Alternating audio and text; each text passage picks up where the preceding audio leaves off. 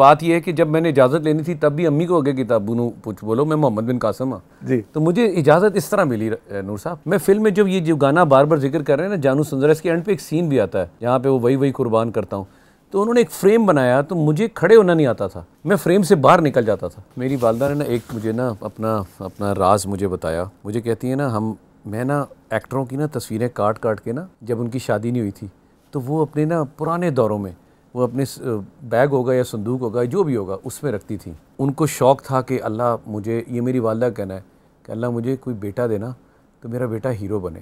तो अम्मी को छोड़ के कभी मनोड़ा नहीं ऐसी गए, टर्की चला गया बेटा और 12 घंटे हो गए या 14 घंटे मुझे याद नहीं, उतरते ही तो नूर साहब यार है की हो गया। मैं कहा नूर साहब क्वाइन, नूर साहब को ले क्वाइन ले ओए बाबरी से नूर साहब से बाबरी बोला। वो डाल के अम्मी को फ़ोन किया, अम्मी मैं पहुँच गया हूँ।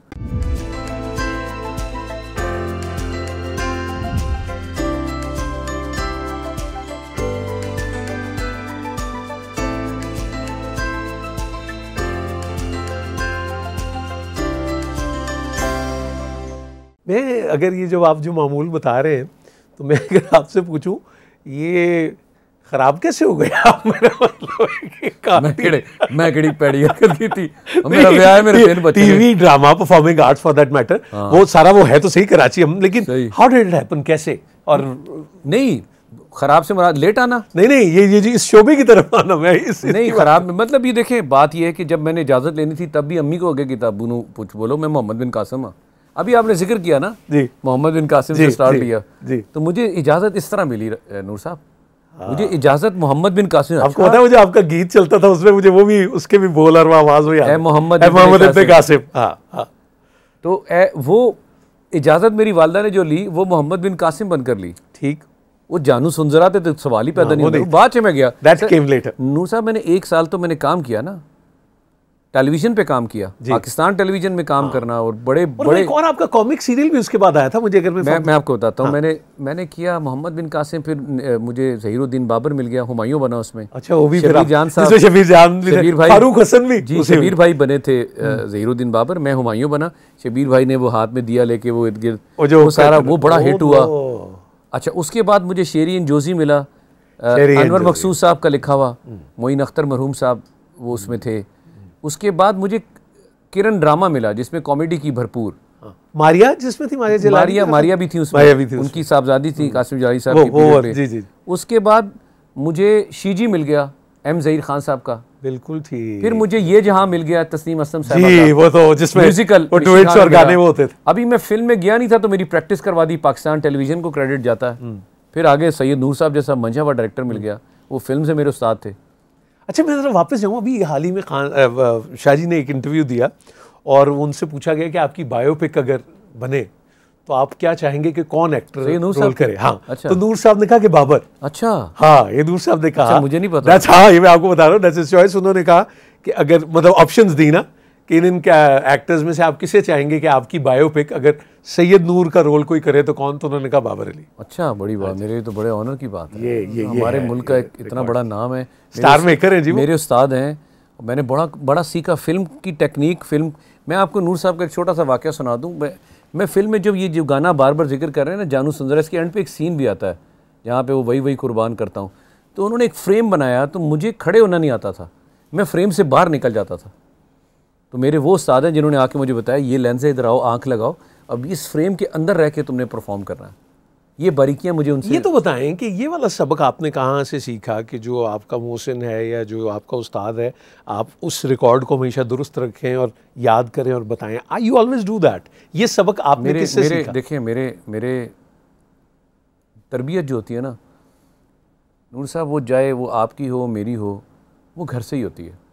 वो आपके वालिदैन ही करते हैं, आपके बड़े बहन भाई होते हैं, उनको देख के आप बच्चा जब आँख खोलता है, जैसे मेरे बच्चे हैं, आपके बच्चे हैं, वो जब देखते हैं अपने वालिदैन को नमाज़ पढ़ते हुए, अपने वालिदैन को खुदा न खास्ता किसी के साथ बदतमीज़ी करते हुए या मुलाजमीन के साथ ऐसा रवैया करते, वो वही करेंगे।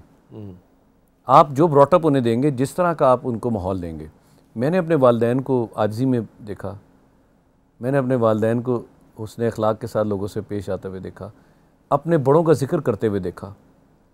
यानी मेरे वालिद को अपनी माँ की तरह अजीज़ थी मेरी, जो मेरी नानी थी, दादी का तो जिक्र करे तो ठीक है, लेकिन अपनी नानी, उनकी मदर इन लॉ का जिक्र, तो ये चीज़ें हमने अपने वालिदैन से सीखी। देखी तो वही चीज़ मेरे उस्तादों को मैं कैसे बोल सकता हूँ। सैयद नूर साहब हैं, टेलीविज़न में कासिम जलाली साहब हैं, और हमारे हैदर इमाम रिजवी साहब हैं, मेरे बहुत दिल के नज़दीक हैं, आजकल बीमार हैं, अल्लाह उनको शिफा दे। तो ये वो लोग हैं जिनसे मैंने सीखा है, और मेरे बाकी वो सारे काबिल एहतराम डायरेक्टर्स जिनसे मैंने काम किया आज तक, जिनके साथ काम कर रहा हूँ। और मैं हर दिन नूर साहब सेट पे आके मैं लोगों से सीखता हूँ जो वो काम कर रहे होते हैं। मैं कोशिश करता हूँ कि उन वो जो चाह रहे हैं बाबर अली ऐसा नज़र आए, वो नज़र आऊँ।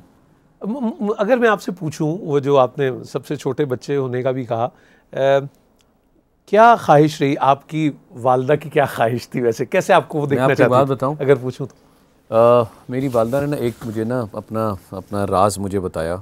तो मुझे कहती है ना, मैं ना एक्टरों की ना तस्वीरें काट के ना, जब उनकी शादी नहीं हुई थी तो वो अपने ना पुराने दौरों में वो अपने बैग होगा या संदूक होगा जो भी होगा उसमें रखती थी। अच्छा, एक्टरों की तस्वीरें काट के, उसमें खवातीन भी होंगी, आदमी भी होंगे, तो काट के रखती। हाँ, वो ईट करके और अखबारों में आती थी। जी, ठीक हो गया। तो उनको शौक़ था कि अल्लाह मुझे, ये मेरी वालदा कहना है कि अल्लाह मुझे कोई बेटा देना तो मेरा बेटा हीरो बने। ये कब उन्होंने आपसे ये शेयर किया? ये शेर तो ज़ाहिर है जीवा के फ़ौरन बाद ही उन्होंने किया था। अच्छा, बताया। जब मैं ड्रामों में आया था तब नहीं हुआ था, तब भी अम्मी नहीं बताती थी। तो अम्मी ने ये बात जब की मुझे, तो मैं अम्मी को मैंने बोला, जब मैं जीवा करने जा रहा था, अब मैं उसको लिंक करता हूँ आपको। तो मैंने कहा अम्मी आप दुआ करें, ये ड्रामों में तो मैं आ गया हूँ, मैं ऐसा स्टार बनूँ, मैं अपने लिए नहीं, मेरी माँ जहाँ जाए तो फ़ख्र हो कि उसका बेटा फिल्म स्टार है और सुपर स्टार बन गया। मुझे आज भी वो याद रहा है। मेरी टर्की की फ़्लाइट थी बहुत लंबी, मैं अम्मी को बोल के चला गया, मैं औलाद आ गया बोल दो एक बारी, तो माँ बाप आगे क्या करते हैं भाई। वो सारी रात जागी, मेरी माँ ने दुआएं की।